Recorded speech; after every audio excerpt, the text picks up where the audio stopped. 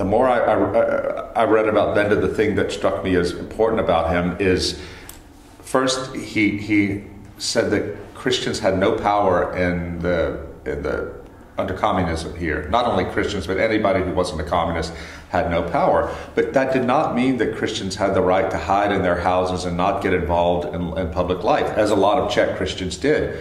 So he tried to come up with ways to how can we live a responsible life, responsible to God, responsible to each other, and responsible to the world beyond our own walls.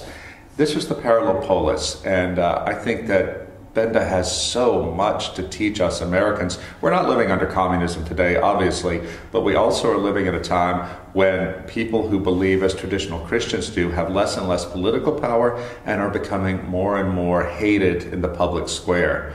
Well, we don't have the right to hate and hate in return, and we don't have the right to hide away. So how can we live?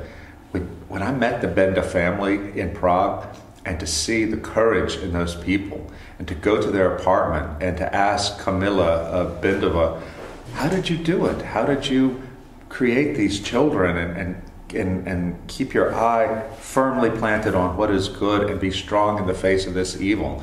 And I listened to their stories. I told them when I left, your family still has more to teach Americans today. With thinkers like Benda, why do you think we are now sitting in the most atheist country in Europe?